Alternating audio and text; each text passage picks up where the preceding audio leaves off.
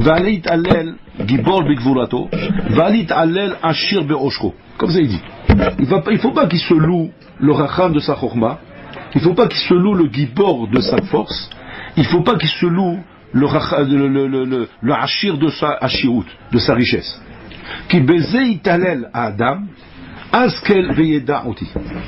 Comme ça il dit. De ça, un homme peut s'enorgueillir. Askel Veyeda Oti, c'est d'arriver à me connaître, de me connaître. Comme ça il dit là-bas le Navi.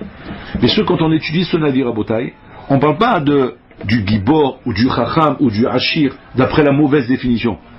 Et là, d'après la vraie définition du Pierre Kavot. C'est quoi la vraie définition de ces trois choses? Ezeu Gibor, à Koveshiti Etzo. Ezeu Chacham, à l'Omed Mikol Adam. Ezeu Ashir, à Samer Bechelko. Donc on parle en vérité du vrai Gibor, du vrai Chacham et du vrai Ashir. Et sur ça, il vient Elmio à dire, Elmio Navi vient dire, même ces trois vrais, qui sont les vrais, le vrai Gibor, le vrai Chacham et le vrai Ashir, Al Italel. Sois pas Mitalel de ta Gvura, sois pas Mitalel de ta Chochma, et sois pas Mitalel de ta Ashirut. Pourquoi ça? Pourquoi? Si je suis l'Omen Mikol Adam, je travaille sur moi. Je ne suis pas Stamar Chacham qui me prend pour chou, je suis l'Omen Mikol Adam, je suis Anav. Gibor, Kovesh et Yetzro, je surmonte mon Yetzara, je ne peux pas contre mon Yetzara. Je ne peux pas être fier de ça. Ashir, sa mère Bechelko, je me contente de ce que j'ai. Je ne suis pas fier de ça. Non, Shum Davar. Pourquoi Shum Davar? Parce que de toute façon, quoi qu'un homme fasse, quoi qu'un homme atteigne dans sa Avodat Hashem, Akol Hevel Avalim. C'est ce que nous lisons avant le Kriyat Shema dans les Korbanot du matin. Ouais, si vous avez le texte dans la tête. C'est ce qu'on lit tous les matins dans les Korbanot. Que quoi que tu fasses, quoi que tu agisses, on n'a rien de nous, c'est Akadosh qui nous donne ses forces, c'est lui qui nous fait faire les choses, c'est lui qui nous donne les kochot, les choulé.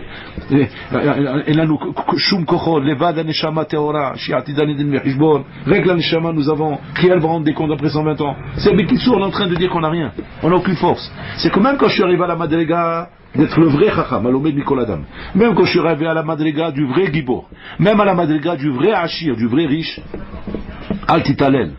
Tu n'as pas ton orgueil de ça. Pourquoi? Parce que ça, en fin de compte, sauf d'avoir, c'est Bonolam qui t'a donné le courage d'y arriver. Même ça, c'est Hachem. Pourquoi? Parce que comment tu peux imaginer que toi, avec tes maasim de Ben Adam, comment tu peux arriver à là? Donc il va dire que rien, en fin de compte, qu'elle ne peut te faire croire que quoi que ce soit ne vient de toi. Mais qui sourd.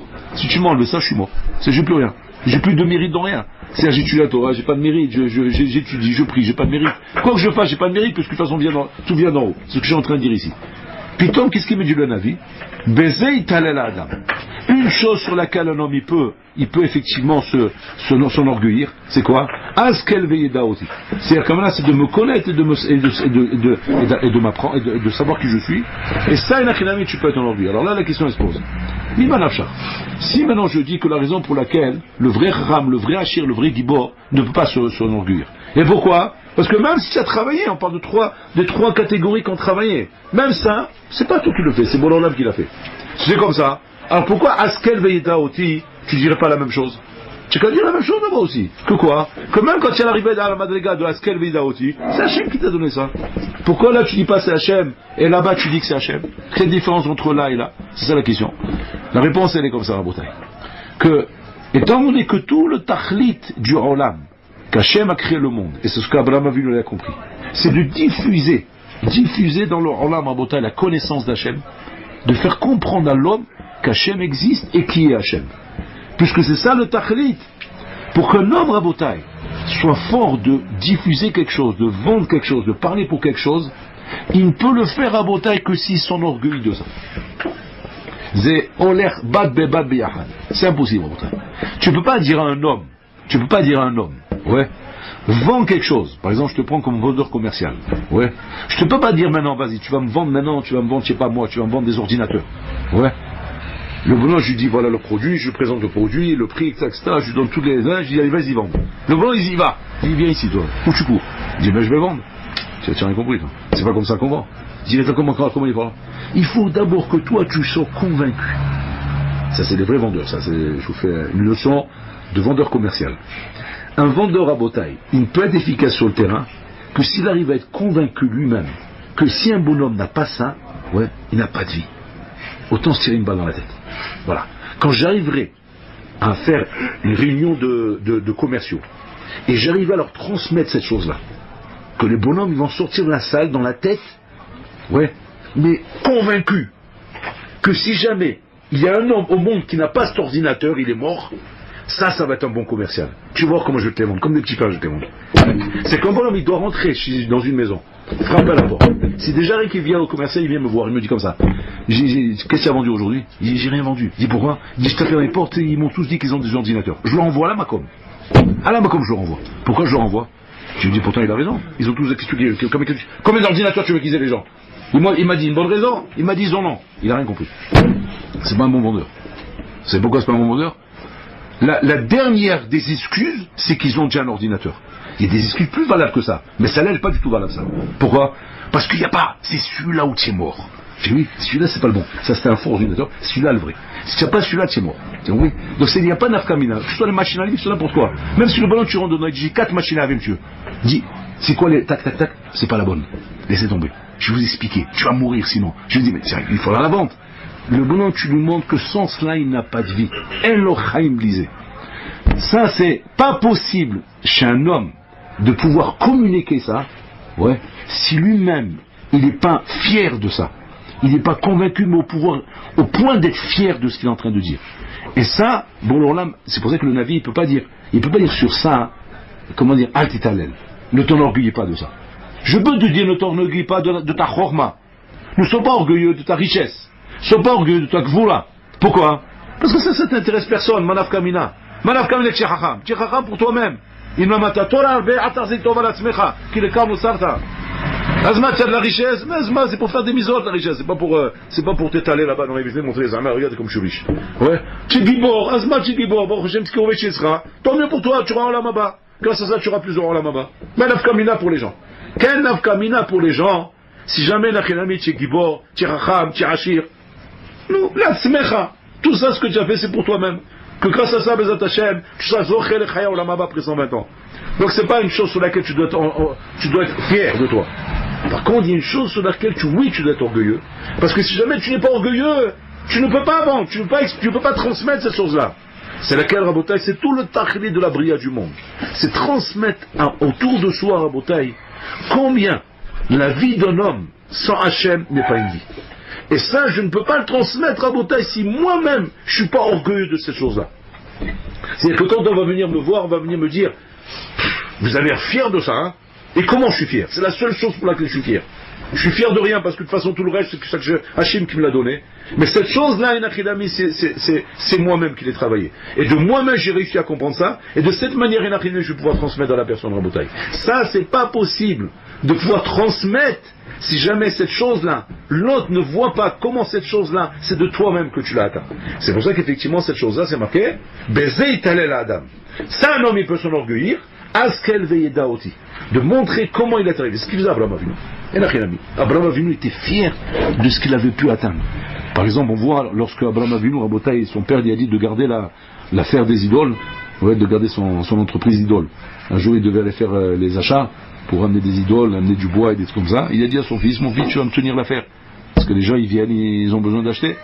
Alors tu vas rester ici, tu vas vendre aux gens. Très bien. Il s'est mis là-bas, Abraham Avinu. Il rentre une vieille dame, elle dit, je veux une idole qui soit capable de se surveiller elle-même. Il dit pourquoi? Il dit parce qu'hier soir il y a eu un cambrioleur là chez moi, ils m'ont volé tout, y compris mes idoles. Ouais, donc je veux une idole qui soit capable de surveiller. Il dit, c'est un scandale, je comprends pas. Les idoles, c'est pas qu'ils m'ont sauvé, les idoles aussi les ont sauvés. Quand ils n'ont pas été capables de se... Je veux une... Il lui dit, madame, tu réfléchis à ce que tu dis? Il dit, regarde bien, si une idole elle n'est pas capable de surveiller elle-même, ouais, et que le voleur il peut la prendre, elle n'est même pas capable de se défendre, ouais, comment tu veux que Bechlat puisse se défendre à toi et te défendre tes deux? Tu réfléchis pas un petit peu? Alors il lui dit, Abraham Avinu, la femme elle lui dit, comment tu sais ça toi? Tu as l'air petit, tu as l'air tout jeune. Il dit, mais madame, c'est une question de réflexion, c'est tout, il faut réfléchir. Il dit, ah, tu as la langue bien pendue. Elle lui dit comme ça au jeune. Il dit, mais c'est ma fierté, c'est mon orgueil, tout ça. Il était orgueilleux, Abraham Avinu. Et la femme me met dans la maco, elle est partie comme ça, chouma. Elle partait, elle mettait la tête, elle se sauve en cours, parce qu'elle avait honte, un petit garçon en train de lui faire la morale. Plutôt, il vient un autre bonhomme, un grand gaillard comme ça, un bonhomme classe, comme ça, 50 d'années, comme ça, bien assis, un PDG d'affaires.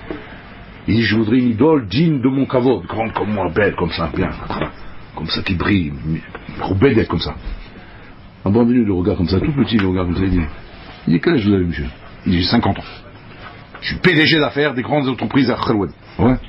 Il dit, je veux une idole de mon kavod quand ça me soudérait, il dit, je comprends pas. Vous êtes honte? Il dit, honte de quoi? Il dit, l'idole que je vais vous vendre, c'est moi, le Zorbot qui l'a fabriqué. Ouais, moi, le 3 pommes qui l'a fabriqué.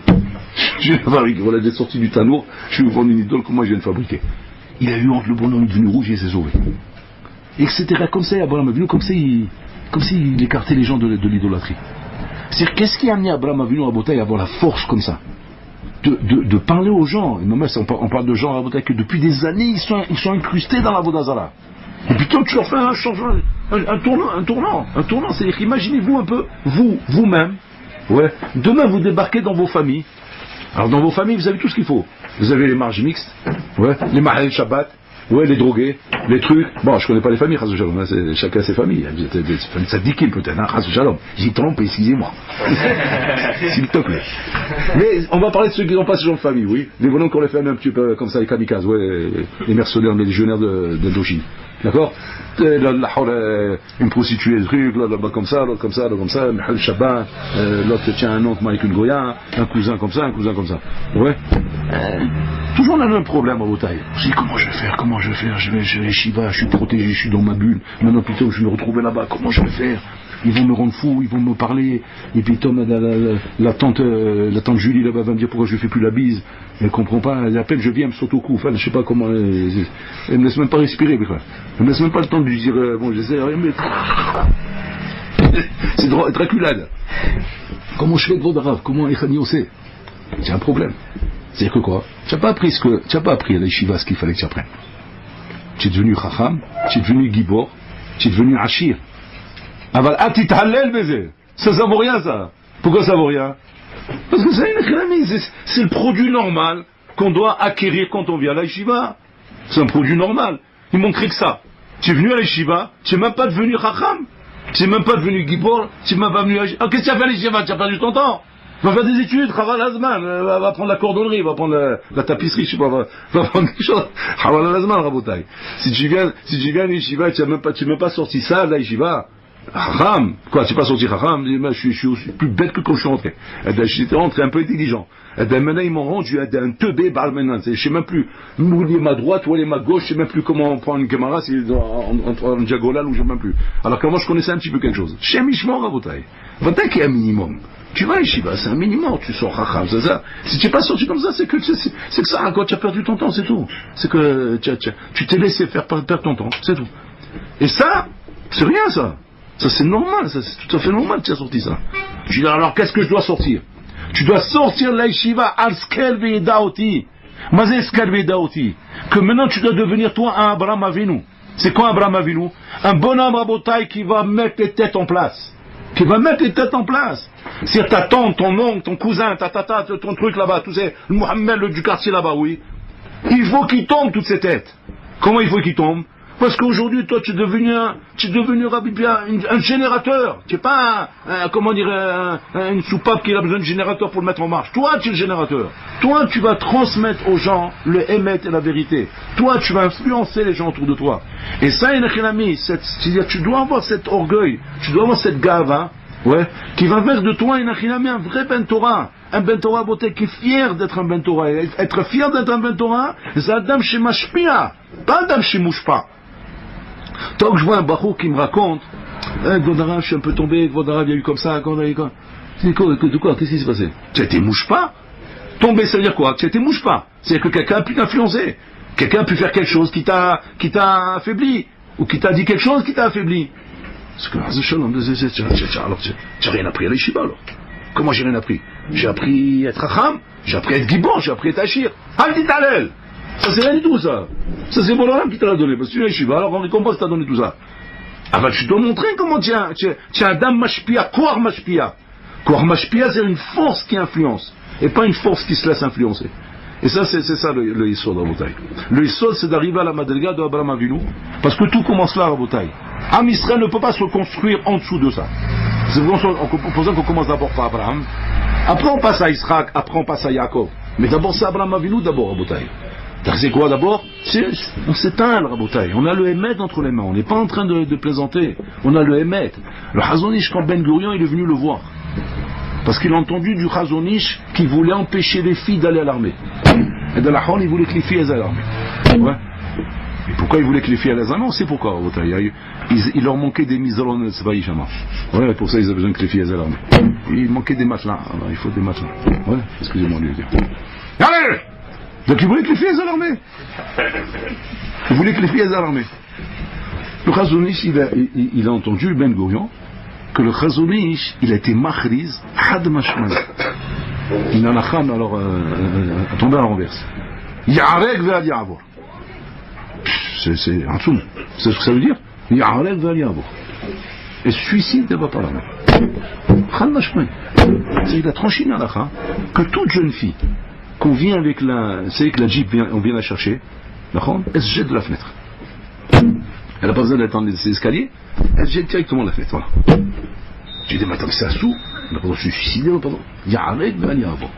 On se laisse tuer et on ne fait pas Issour un rayot. On ne tombe pas dans un rayot. On se laisse tuer et on ne fait pas un rayot. Ben Goël a entendu ça, il est tombé à la renverse. Il dit, attends, j'ai tout entendu, moi, avec les rabbins, mais celui-là, c'est un phénomène. Qui viennent avec Jamin, c'est pas bien, un peu religieux, on est anime. Ça va, il ne fait pas peur, Ben Gurion, il t'avale tout cru. Ben Gurion, c'est un lion. C'est un lion, lui.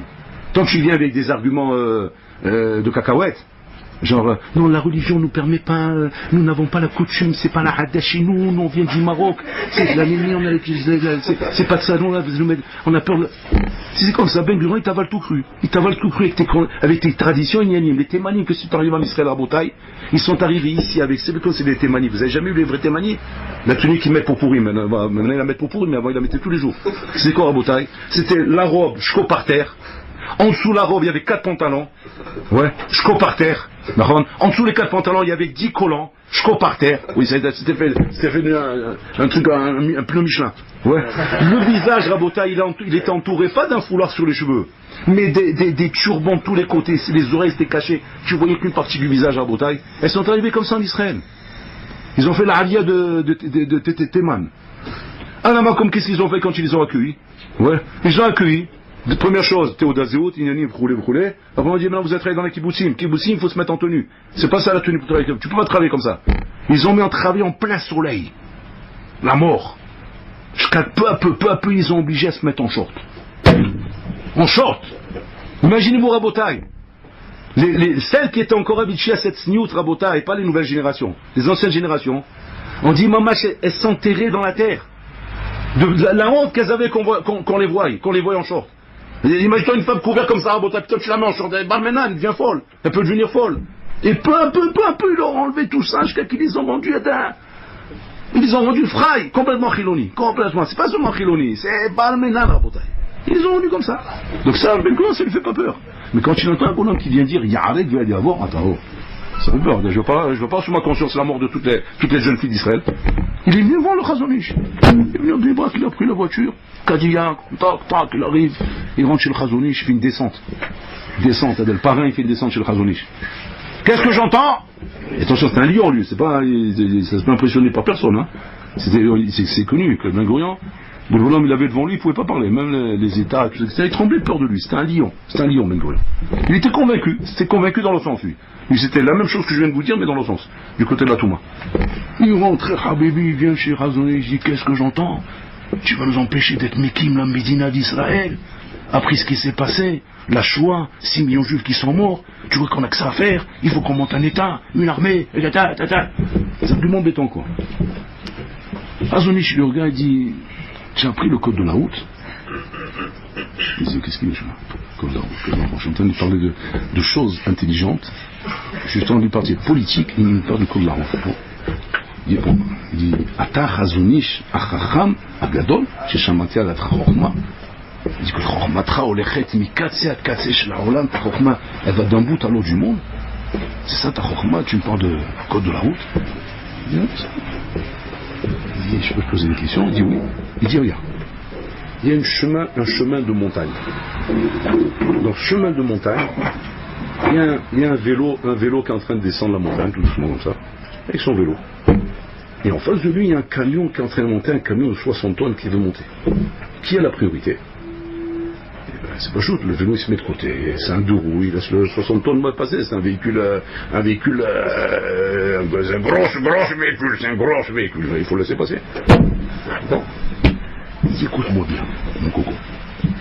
Oui, mon copain Ben Gurion. Dis-moi, j'ai plus de 3000 ans.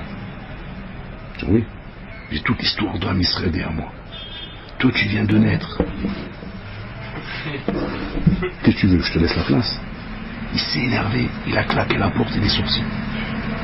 Il lui a dit, je pourrais pas avec lui. Il a compris, il était chacham, un chacham à beauté, il discute pas longtemps. Il a vu à qui il a affaire, il a claqué la porte et il est parti. Il a dit avec lui, je pourrais pas.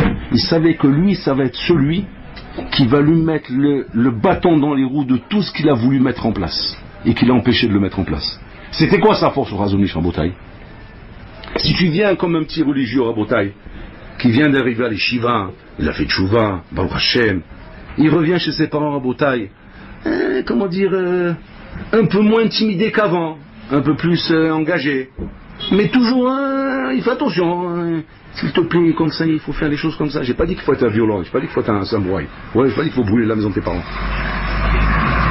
Mais ce qui est sûr dans ta tête, ce qui est bari doit être bari, Rabotai. Ce qui est bari doit être bari. Le ça, il peut s'habiller dans n'importe où, Rabotai. Il peut s'habiller dans ta mère, dans ton père, dans ta grand-mère, ton grand-mère, ton oncle, n'importe qui peut s'habiller.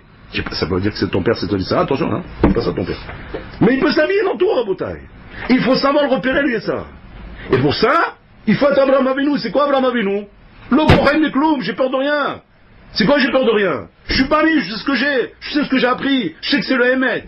Si la chose que tu as appris, elle est réellement Hémet, on doit t'entendre la transmettre comme quelque chose de Hémet.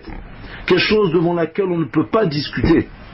Si jamais tu donnes l'impression, pas seulement aux autres, maintenant je vais plus loin que ça, même à toi-même, à Philou, que ce que tu entends n'est pas si Hémet que ça.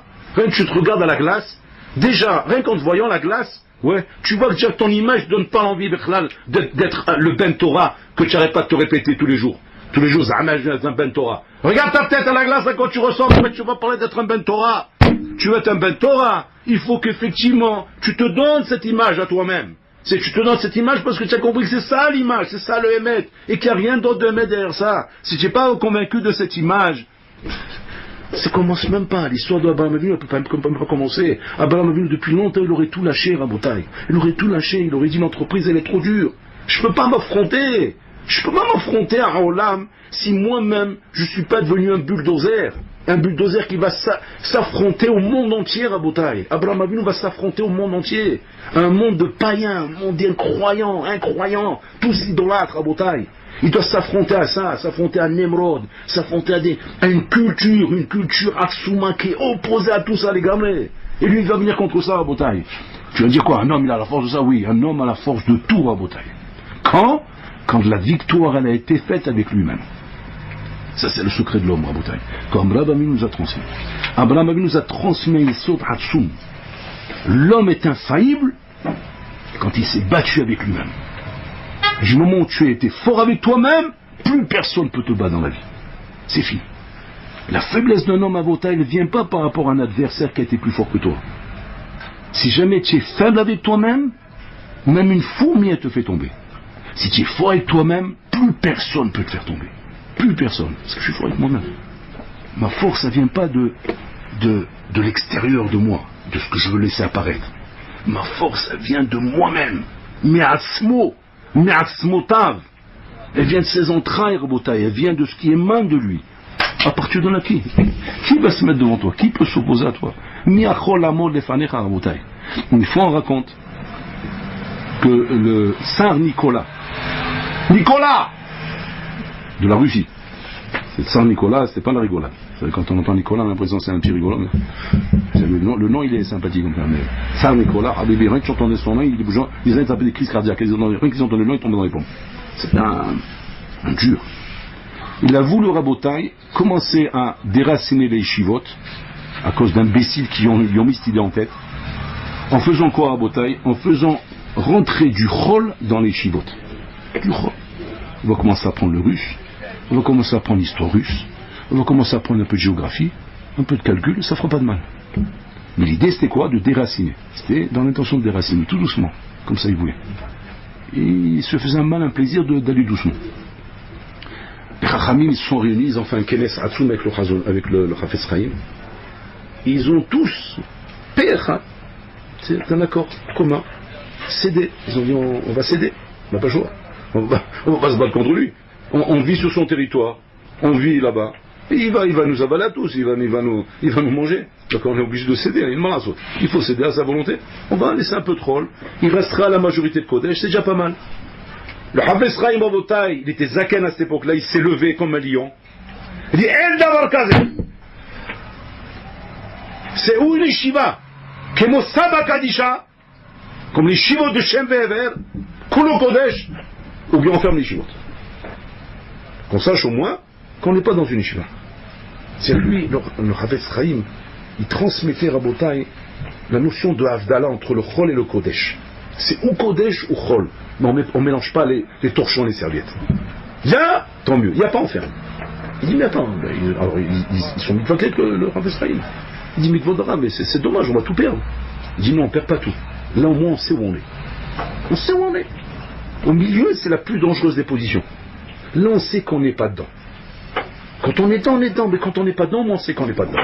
Donc on sait qu'il faut faire qu'on a un problème. Mais quand tu crois que tu n'as pas de problème, alors que tu en as un, ça c'est la position la plus terrible, c'est la position la plus mortelle pour un homme en bataille. Un homme qui vit avec le sheker en croyant qu'il est dans le Hémet. Un homme qui est dans le sheker, au moins il est dans le sheker. C'est ce que disait le Briskrov. Le Briskrov il disait il vaut mieux un Chiloni de Tel Aviv qu'un Mizrahi. Pourquoi? Il disait pourquoi? Il disait parce qu'un Chiloni de Tel Aviv, il sait qu'il est Chiloni. Quand tu lui demandes, dis-moi, toi tu respectes la religion? Dis-moi, je respecte ça. Je t'ai rien dit. Moi je suis comme ça, qu'est-ce que je te dis? Moi je suis halouf, voilà, je suis halouf. Il est ce qu'il est, il ne cache pas son jeu, il sait ce qu'il est. Il n'y a pas de kippo, il n'y a pas de loi, il n'y a pas ni père, ni mère, ni wallo, ni carré. Moi je suis ce que je suis, moi. Tu vas dire Haridi, tu es Haridi? Bah dis moi je suis Haridi. Très bien, position claire. Je frappe le Mizrahi, qu'est-ce qu'il me dit? Il dit moi je suis religieux, ça me laisse vers Torah ici, la nana de l'autre côté. Comment? C'est dangereux, c'est dangereux. Parce qu'il a l'impression qu'il est religieux, mais alors en fait il n'est pas religieux. Ça c'est la position la plus dangereuse, la plus misoukénette qui existe.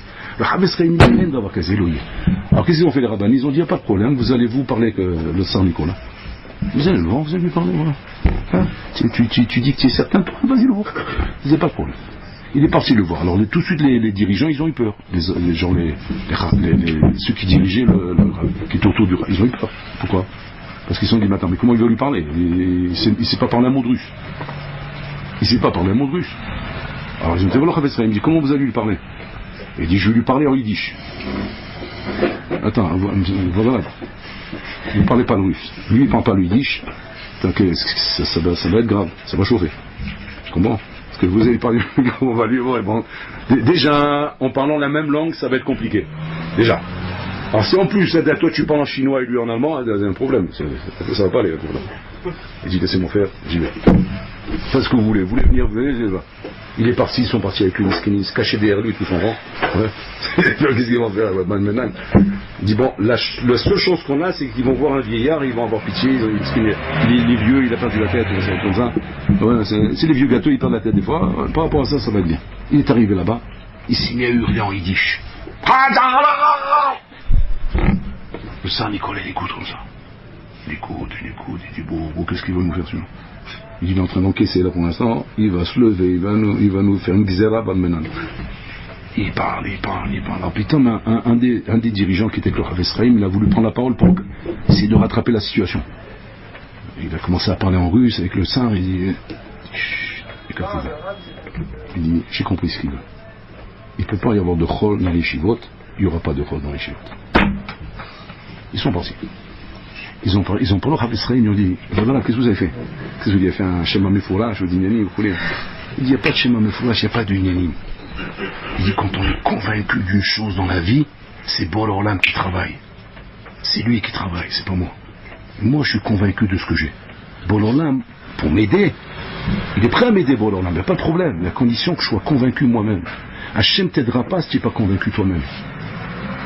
Hachem va pas t'aider si tu n'es pas convaincu toi-même, il va pas malgré toi te rendre ce que tu ne veux pas être. Tu ne pourrais être ça que si tu as décidé d'être ça. Alors Boloram Menachem, il sera là pour le faire.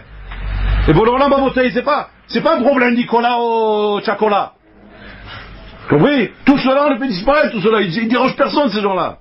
Ils dérangent que les mauviettes comme toi. Ouais, qui n'arrivent pas à se convaincre du Hémet. Ah ouais, bah d'accord. À ce moment-là, pour cela, tout le monde dérange. Tout le monde dérange. On commence déjà par la tata Julie qui veut faire la bise. Elle, déjà, elle te dérange. Tout le monde te dérange, bataille, tout le monde te dérange. Tu t'en sortiras jamais. Tu t'en sortiras jamais dans ta Avodat Hashem tant que tu n'as pas passé le cap. Le cap d'Abraham Avinu à Botaï. Askel Veyeda Oti. De savoir qu'effectivement, que de connaître Hashem à Botaï, c'est notre honneur. C'est un kava chez la nour à Botaï. On représente Boré Olam dans le monde. Tu marches avec une kippa sur la tête. Tu représentes Boré Olam dans le monde avec ta kippa sur la tête. Tu manges avec un tzitzit, tu représentes Boré Olam avec ton tzitzit. Tu étudies la Torah, tu représentes Boré Olam avec ta Torah.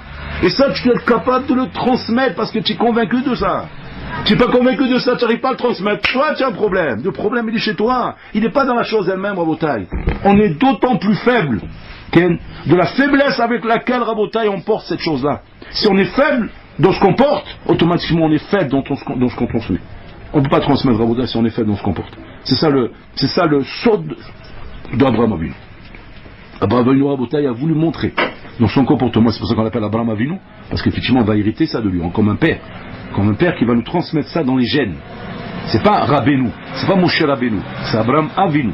Donc Moshe Rabbeinu, ça c'est un autre travail, on expliquera là-bas. Mais là c'est Abraham Avinu.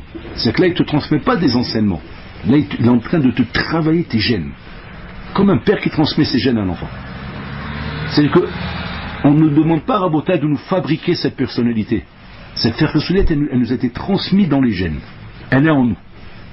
Vous allez me dire, pourquoi je ne la vois pas? Je ne la vois pas, pourquoi? Parce que les Tsar Rabotai l'a enfoui. L'a enfoui dans tous les débris de la Touma qu'il y a dans le monde, Rabotai. La Pikosoud qu'il y a dans le monde. C'est ce que c'est, le roi athée qui se balade dans le monde, Rabotai. La Pikosoud qu'il y a dans le monde. C'est un Pikosoud, Rabotai. C'est marqué dans le Dama Shetachiv la Pikoros. Tu dois savoir répondre, tu dois savoir te battre contre tout ça. Tu dois savoir donner des réponses qui cassent tous ces rouchot d'Apikorsut qui viennent casser la Emouna et le Bitachon Bachem, Rabotai. N'importe quel argument, tu dois savoir répondre. Si tu te surprends à voir quelqu'un te poser une question dans Emouna et Bitachon, à laquelle tu ne sais pas répondre, c'est que tes gènes d'Abraham Avinu n'existent pas en toi. C'est qu'ils ne vivent pas en toi. Et si tu ne sais pas, ben va t'asseoir avec ton rave. Voilà, je me sens faible ici. Je sens que là, je ne suis pas capable de répondre. Prenez-moi. C'est pas prenez-moi, c'est aidez-moi à faire sortir mes gènes que j'ai. Parce qu'ils sont là, Rabotai, il faut les faire sortir. Ils ont été ensevelis par de la Touma. Il faut les faire sortir. Chez Mahin, vous accueillez.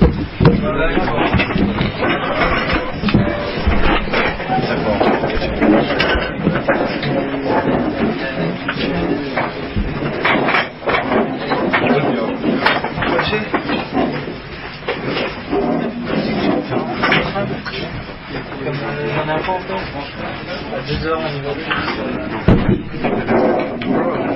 Quoi plutôt? On va jamais. Mon chef, je sais pas, je le trouve aussi.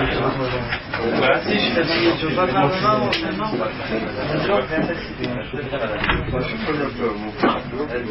Au revoir. Salut. Chérie.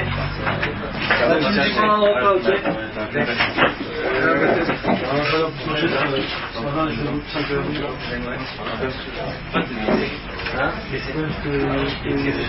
Ah ouais?